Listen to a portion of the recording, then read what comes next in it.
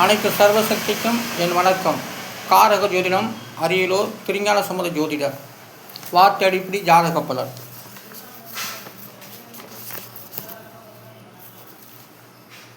அதாவது இந்த எண்கணிதம் பொதுவாக வேதத்தை சேர்ந்தது, ஆகமத்தை சேர்ந்தது. வேதம் ஒரு பொது பொருள், ஆகமம் சிறப்பு நூல்.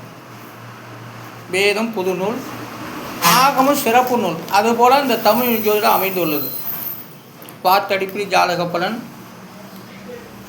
அவா, அவாவுக்கு 2 எழுத்துக்கள்.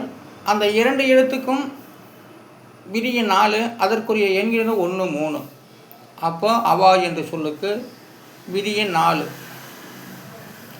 அவா என்ற சொல்லுக்கும் அறம் என்று சொல்லுக்குன்னா பகை. அதுபோல் அவா 4ஆம் எழுத்து சொற்கள், 4ஆம் எழுத்து பலனாக வருகின்றது. ஆனால் அவா 4ஆம் எழுத்து விதியன், 4ஆம் எழுத்து பலன். அவாவின் விதியன் 4, அவாவுக்கு எண்களிடம் 1, 3, இதெல்லாம் கூட்டாக்க 4. அடுத்ததாக குத்து மதிப்பு. குத்து மதிப்புக்கு 7 எழுத்து, அதற்குரிய விதி என்கிறது 6. குத்து மதிப்போட எண்களிடம் 3, 4, 9, 1, 8, 6, 2 எல்லாம் கூட்டாக்க 33. அதோடைய விதி என்பது 6. குத்து மதிப்பு, குத்து மதிப்போட விதியின் 6. அப்போ குத்து மதிப்பாக சொல்லக்கூடியதெல்லாம் இந்த 6ஆம் இடத்துக்கு தான் சொந்தம். அப்போ குத்து மதிப்பாக சொல்லக்கூடிய வார்த்தைக்கு விதியின் 6, 6ஆம் இடம் தான் குத்து மதிப்பாக படியளக்கக்கூடியது. ஏழையாக இருந்தாலும் சரி, படும் ஏழையாக இருந்தாலும் சரி, எல்லாத்துக்குமே குத்து மதிப்பு என்ற ஒரு வார்த்தை யாரையுமே கைவிடாது. அவர்களுக்கு குத்து மதிப்பு என்னுடைய மதிப்பினுடைய வார்த்தையினால்தான் அவருடைய ஜீவனாசம் நடக்கின்றது. ஆனால் குத்து மதிப்பு அதனுடைய விதியின் 6, அதற்குரிய எண்களிடம் 3, 4, 9, 1, 8, 6, 2 எல்லாம் கூட்டாக்க 33. அதனுடைய விதி என்பது 6. அப்போ குத்து மதிப்புடைய விதியின் 6. அடுத்ததாக அறம். அறத்துக்கு 3 எழுத்து, அதற்குரிய விதி என்கிறது 7. அறத்தினுடைய எண்களிடம் 1, 8, 7 எல்லாம் கூட்டாக்க 16. அதோடைய விதி என்பது 7. அறம், அறத்துடைய விதியின் 7. அறம் ஜெயிக்குமா, அவா ஜெயிக்குமா? அவா ஒரு பெரிய ஒரு ரவுடி போல், அது ஒரு சைத்தான் போல், அது ஒரு மாய கிரகங்கள் அவா. அப்போ அவாவுக்கும் அறத்துக்கும் தான் போட்டி உலகத்தில்.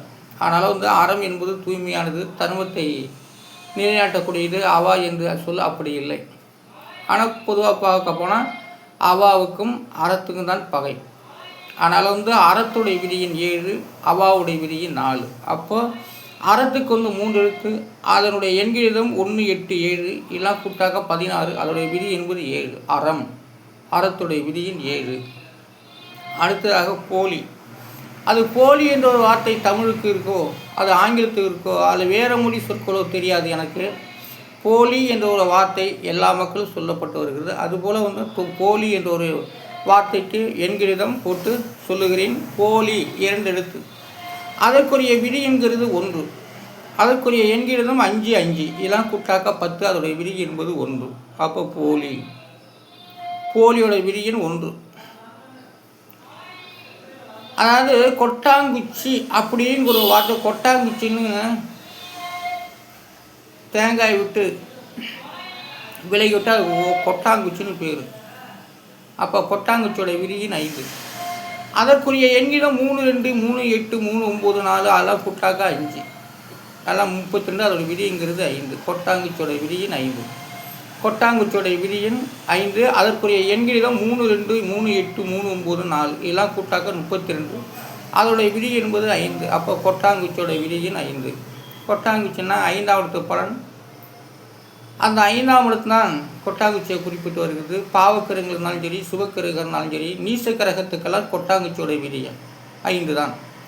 அடுத்ததாக ஓட்டாங்குச்சி. ஓட்டாங்குச்சிங்கிறது என்னன்னா, சட்டிகளை உடைந்து விட்டால் ஓட்டாங்குச்சி அதுக்கு பேர். ஓட்டாங்குச்சியோட எழுதியிருக்காங்க சிலேட்டில். அந்த கணக்கு வச்சு தான் ஓட்டாங்குச்சியோட விதியின் 7.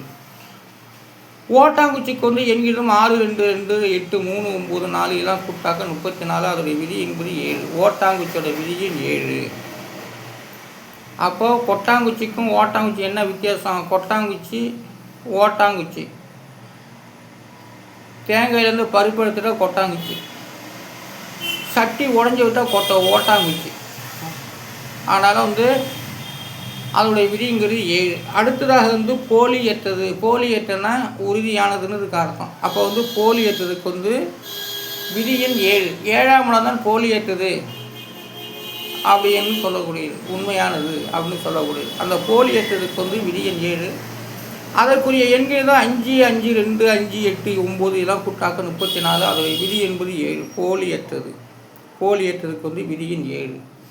ஒரிஜினல் என்ற ஒரு வார்த்தை தமிழில் இருக்கோ ஆங்கிலத்தில் இருக்கோ எந்த மொழி வார்த்தையும் தெரியாது. ஆனால் ஒரிஜினலுடைய விதியின் 3. அதற்குரிய எண்கிணிதம் 3, 4, 4, 9, 1. அதுக்குரிய எண் டோட்டல் 21. அதோடைய விதிங்கிறது 3. அப்போது ஒரிஜினலுடைய விதியன் 3. 3ஆவது தான் ஒரிஜினலாகவே இருக்கக்கூடியது.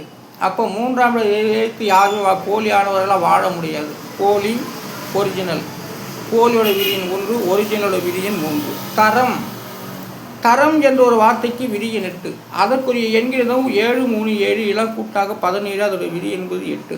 தரத்தோடைய விதியின் 8.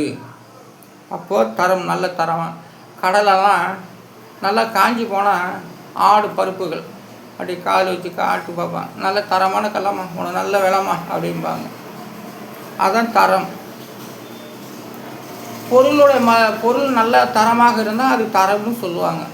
நொந்து போய் கெட்டு போய் ஆனால் துணிமை கிழிஞ்சு போய் இருந்தாக்கா அதுக்கு பேர் தரம் இல்லைன்னு பேர். அப்போ தரமான ஒரு வார்த்தைக்கு விதின் 8ஆம் இடம் தான் தரத்தை பற்றிலாம் பேசும். ஆனால் ஜாதக அடிப்படைக்கு வார்த்தை தான் தேவைப்படுகிறது. அந்த வார்த்தைகளுக்கு நான் உருவாக்கப்பட்ட எண்கிணிதம் அனைத்தும் உண்மை. நான் சொல்லக்கூடிய வார்த்தைக்கு ஒவ்வொன்றுக்கும் பலன் 12 சாணத்துக்கும் ஒரு உண்மை பலனாக வருகின்றது. ஆனால் ஜாதகம் என்பது வார்த்தை அடிப்படையில் இதுதான். ஆனால் வார்த்தை அடிப்படையில் ஜாதக பலன் சொல்லப்பட்டு வருகிறது. அதைத்தான் நான் இங்கு சொல்லுகின்றேன். காரக ஜோதிடம், அரியலூர் திருஞான ஜோதிடம். நன்றி, வணக்கம்.